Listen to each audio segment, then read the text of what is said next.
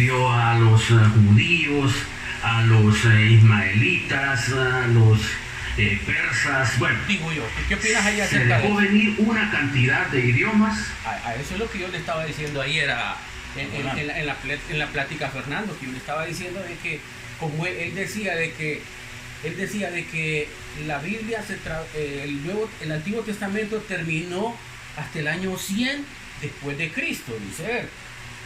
Porque él dice que, no le entendí yo ahí qué fue lo que trató de decir él, porque yo lo entendí como que si él estaba diciendo de que solo había una lengua, pero él después habló de que era por el escrito. ¿Cómo es esa onda? Yo eso no lo entendí. No lo entendí, pues, al son de hoy no lo entendí. Pero es que no, lo que Fernando está hablando ahí es el producto terminado que tenemos nosotros ahí con la Biblia, pues. ¿Me entendés? Es un proceso, hay un proceso para que nosotros tuviéramos lo que tenemos ahora, que es el texto o el canon que tenemos nosotros, ¿me entendés? El proceso de ese canon no fue de un día para otro, pasaron mucho tiempo para la creación del canon y estuvieron muchas personas, por ejemplo, para la Septuaginta, ¿me entendés? Ese fue un texto que le dicen la Biblia de los 70, porque fueron 70 eruditos, 70 algo de eruditos que fueron los que comenzaron el proceso de escritura, de traducción del hebreo al griego, que eso es la Septuaginta. De ahí es donde nosotros tenemos mucho del texto, ¿me entendés? Entonces es el proceso de creación del producto. Nosotros tenemos el producto ya terminado, que es el texto. Claro. Es el producto terminado. Porque antes no había Pero Biblia. ¿cómo fue el proceso? Antes no había Biblia. Es correcto. ¿Cómo es el proceso de eso, del texto que nosotros tenemos? Ese es lo que Fernando estaba explicando. ¿Cómo se dio el proceso? ¿A través de qué? A través de lo que le llamamos, ahorita estaba hablando el pastor Ignacio de eso también, la tradición oral. Las personas tuvieron, ¿me entendés? El judío no es como nosotros, Joel. Los judíos es que los judíos tenían una tradición que la tenían muy fuerte. La tradición, ¿qué es lo que decía el Señor?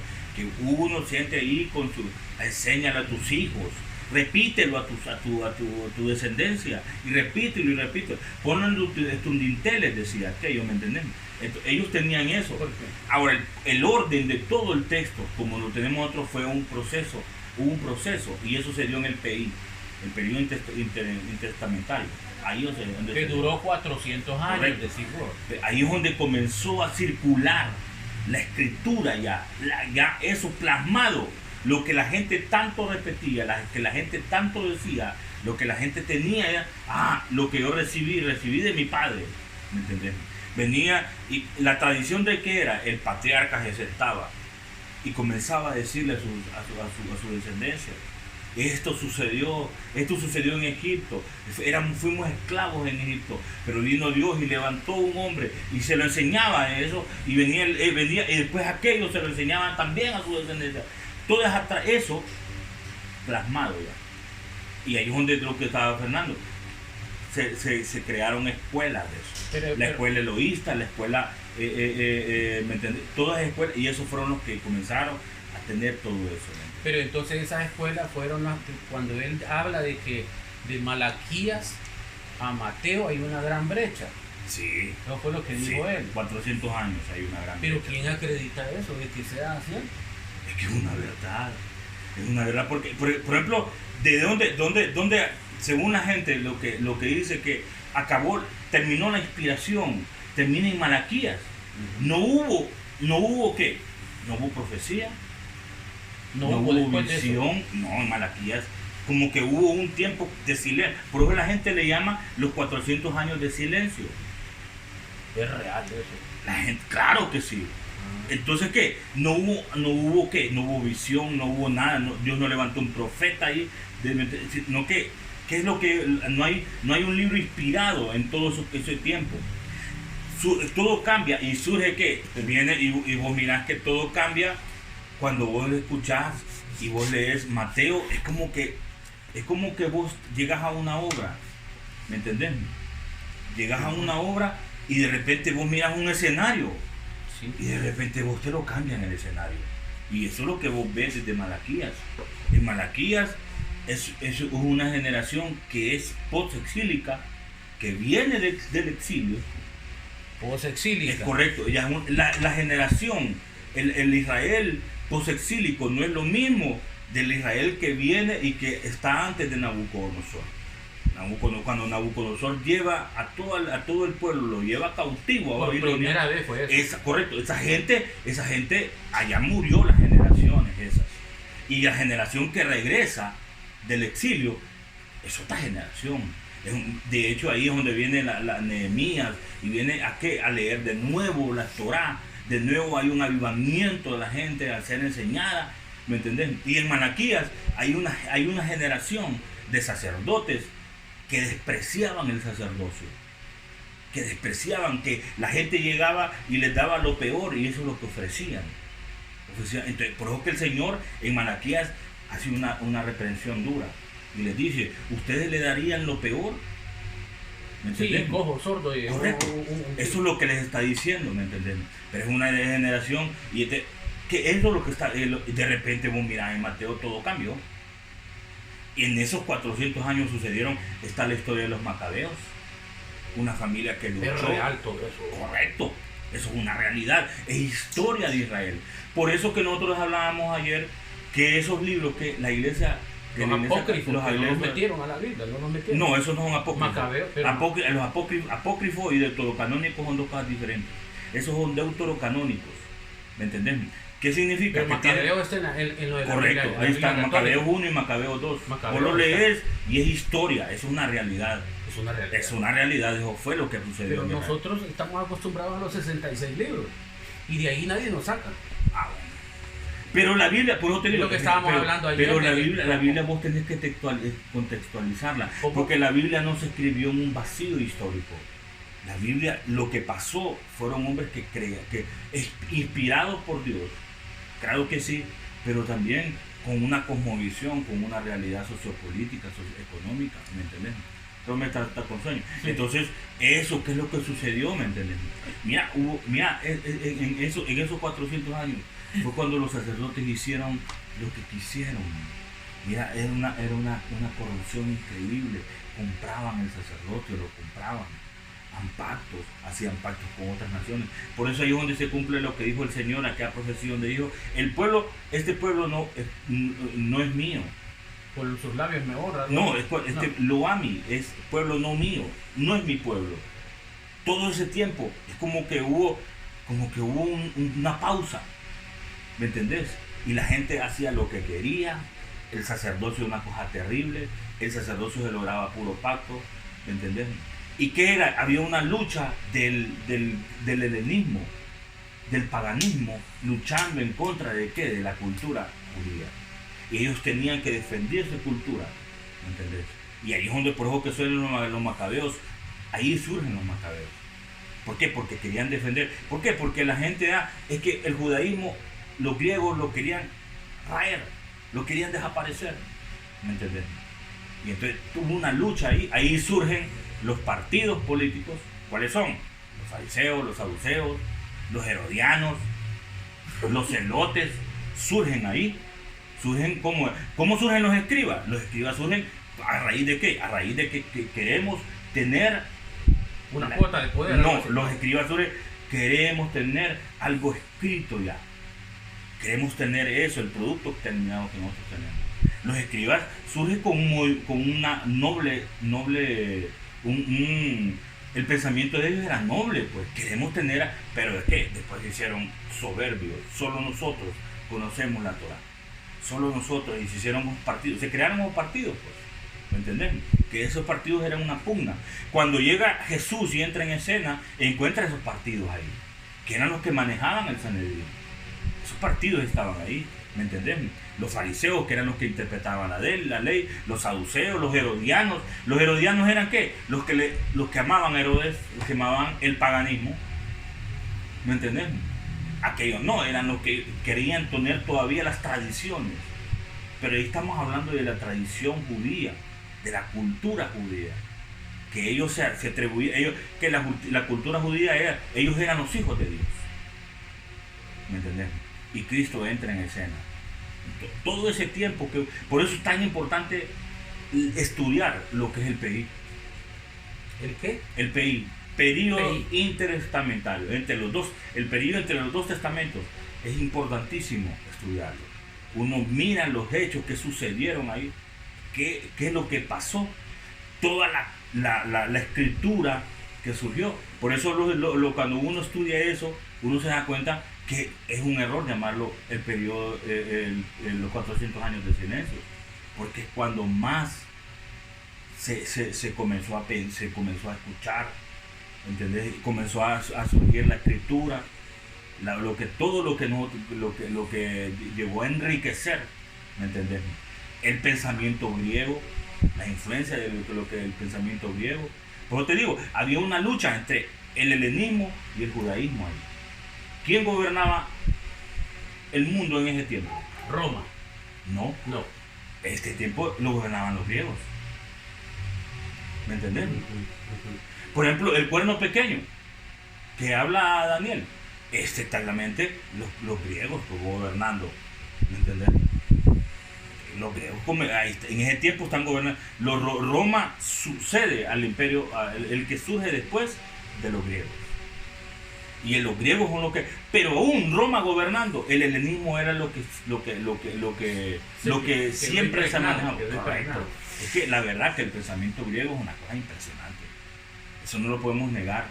Lo que dijo Fernando ayer de un hombre que dijo que aquel hombre que mencionó, que dijo que los griegos llegaron a conocer a Dios de alguna forma, es una cosa, es una realidad. Y él dijo algo de que Sócrates era el único que había como entendido más la concepción de Jesús. No, Sócrates dijo él, que había entendido más la concepción de lo que vino a ser el Señor Jesucristo. Se parecía, algo así. ¿Cómo fue que dijo? Es que tiene sus diferencias la filosofía, el pensamiento, la sabiduría griega, la sabiduría judía. La sabiduría judía es más el que vivimos hoy. ¿Cómo puedes ser vos un buen hijo? Esto y esto, haz esto y esto. ¿Cómo puedes ser un buen padre? ¿Cómo puedes tener buenas relaciones con los vecinos? Haz esto y esto y esto. A tus amigos no los canses. O sea, es más el vivir. El filósofo de la filosofía griega es un pensamiento más amplio. Es el decir, ¿de dónde venimos? ¿Hacia dónde vamos? Es el buscarle solución al existencialismo del ser humano. De por qué es lo que somos nosotros, que para dónde vamos cuando morimos, y todo eso, ¿me entienden? Esas ideas, ese es pensamiento griego, ¿me entienden?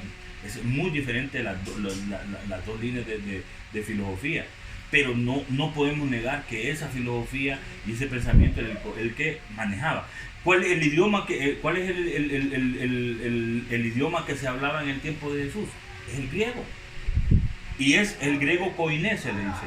Griego koiné significa el griego común, el del vulgo, el que hablaba la gente. En ese idioma hablaba la gente. ¿Entendés? Por eso la traducción es la Septuaginta del hebreo al griego es tan importante. ¿Entendés? Porque eso era lo que hablaba. Jesús hablaba griego. ¿Entendés? Era lo que manejaban en ese tiempo. Y aunque gobernaba Roma, ¿entendés? Pero la influencia griega no se dejaba. Bueno, pero mira, ya ayer hablamos de la cuestión de eso, de que se tuvieron que reunir para poder escoger los libros. Sí. Se tuvieron que reunir para poder escoger los libros, ok. Y los libros, vos bien sabés que los que hablábamos de que prácticamente le tenemos más confianza, por ejemplo, si fue escrito por Pablo, si fue escrito por Pedro, si fue escrito por Juan, Mateo, Lucas, ¿verdad? Las cartas, para darle autoridad.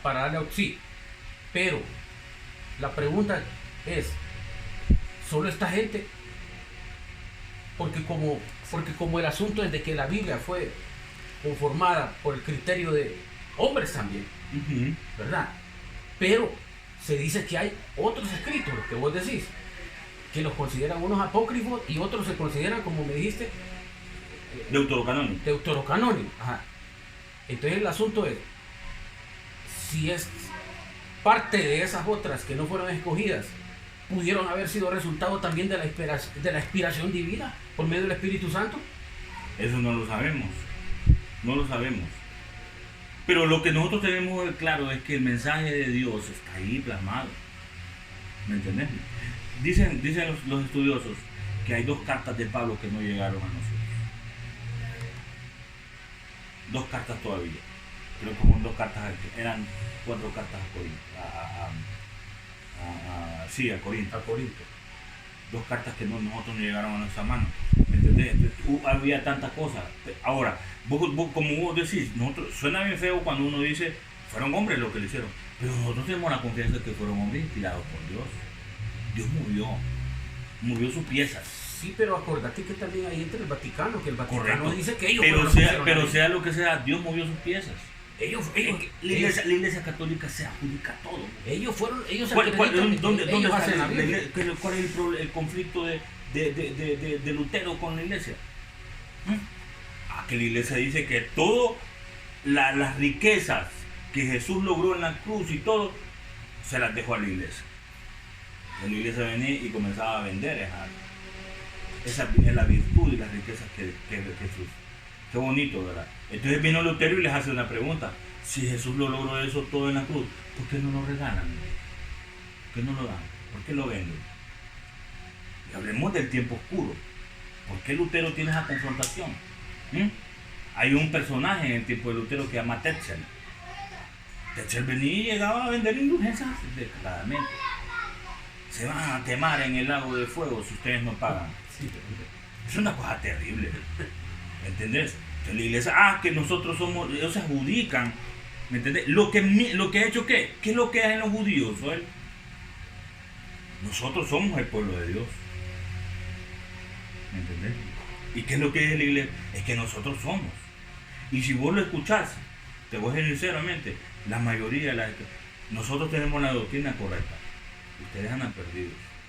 Todo el mundo se adjudica a eso.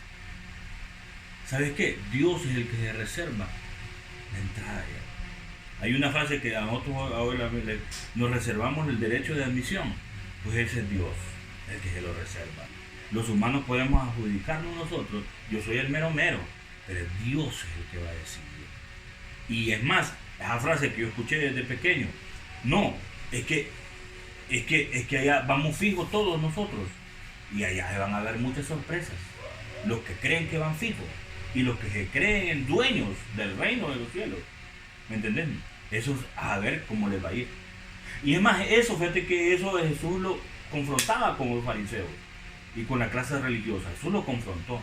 Porque Jesús dio una parábola de los labradores malvados. Esa es una bofetada para los judíos. Sí, es una bofetada. Ustedes vinieron y se adueñaron de la viña. Vino un hombre y creó una viña. Y viene ustedes y se adueñaron. Y viene el dueño de la viña y manda a mi hijo a ver si y se volaron y mataron, asesinaron hasta el hijo del dueño de la viña. Sí. Esa es una bofetada para los judíos.